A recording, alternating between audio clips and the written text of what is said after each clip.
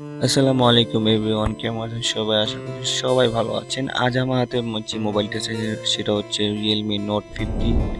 তো এটা হচ্ছে কান্ট্রি লক। আসলে আমাদের অনেক ফোন আছে যেগুলো এক কান্ট্রি থেকে আরেক কান্ট্রি যদি আমরা সিম ইউজ করতে যাই তাহলে কান্ট্রি লক হয়ে যায়। বিশেষ করে বাংলাদেশ, পাকিস্তান, বিভিন্ন কান্ট্রি বা মিডল ইস্টে অনেক কান্ট্রিতে সমস্যাটা হয়।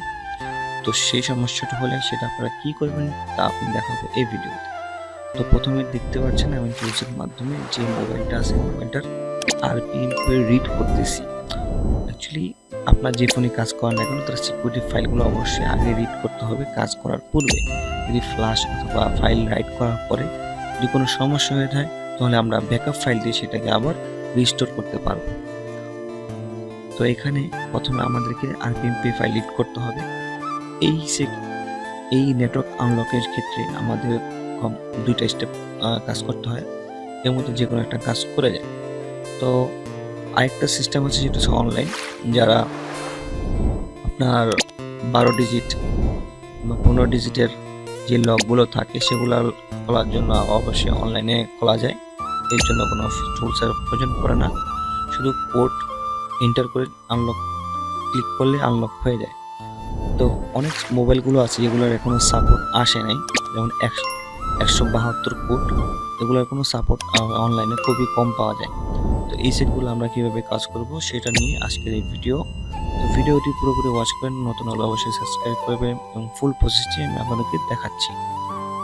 তো আজ যে সেটটি আছে এই মোবাইলটার কোনো সাপোর্ট নেই অনলাইনে, সেই জন্য আমি এটাকে আনলক তুলতে ট্রাই করেছি এবং আপনারা চাইলে আনলক তুলতে ট্রাই করতে পারেন। এবং কি প্যান্ডোরা সহ অন্যান্য আরেক টুলস আছে যেগুলোতে সাপোর্ট দিয়ে থাকে।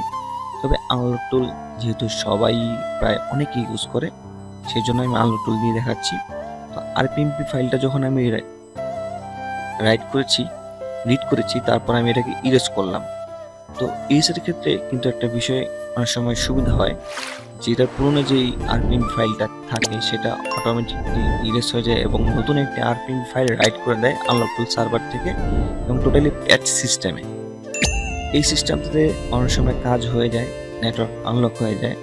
যদি এই সিস্টেমে আপনার সেটটি নেটওয়ার্ক আনলক না হয় তাহলে অবশ্যই আমি আমার ডিসক্রিপশনে যে ওয়েবসাইটের লিঙ্কটা আছে সেখানে গেলে আপনি এটার আরপিএমপি ফাইল পাবেন।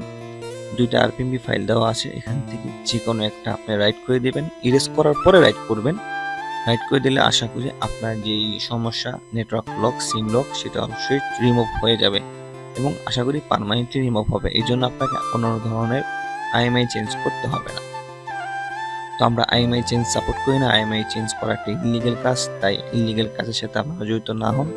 সবসময় লিগেল ওয়েতে কাজ করার চেষ্টা করবেন এবং এই জন্য অবশ্যই আপনার কম্পিউটারে ড্রাইভার ফিক্স থাকতে হবে, প্রপার ড্রাইভার। তো আমি এখানে শুধু ইরেজ করেছি এবং আরপিএমপি ইরেজ হচ্ছে, তারপরের স্টেপে এটা কিন্তু প্যাচ হয়ে যাবে আশা করি। আর প্রত্যেকটা স্টেপ ফলো করবেন, শুধু স্টার্ট অ্যান্ড স্টপের দিকে না থেকে তাকিয়ে থাকে আপনাকে প্রোগ্রামগুলো চেক করতে হবে যে কখন কোন প্রোগ্রামটা কীভাবে কাজ করতেছে, ইরেজ আরপিএমপি কাজ চলতেছে, তারপর কী লেখা আছে সবগুলোই ভালো করে পড়বেন। অনেক সময় এই সমস্ত জিনিস আমরা অনেক সময় খেয়াল করি না, যার কারণে আমরা পরবর্তী ফেজগুলা প্রবলেমগুলা সলভ করতে পারি না।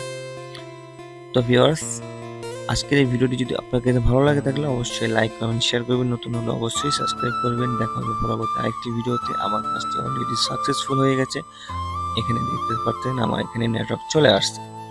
নেটওয়ার্ক চলে আসার পর আমার কোনো কাজ করার প্রয়োজন নেই। যদি আপনাদের আরপিএমপি ফাইল প্রয়োজন হয় তাহলে অবশ্যই আমার ওয়েবসাইটে যাবেন, এখানে অ্যাকাউন্ট লগ ইন করবেন এবং ওখান থেকে ডাউনলোড করে নেবেন। ডাউনলোডে কোনো প্রবলেম হলে অবশ্যই আমাকে হোয়াটসঅ্যাপ অথবা মেসেঞ্জারে নক করতে পারেন। ওকে, গুড বাই, দেখা হবে পরবর্তী আরেকটি ভিডিওতে। ততদিন ভালো থাকেন, টেক কেয়ার, আল্লাহ হাফেজ।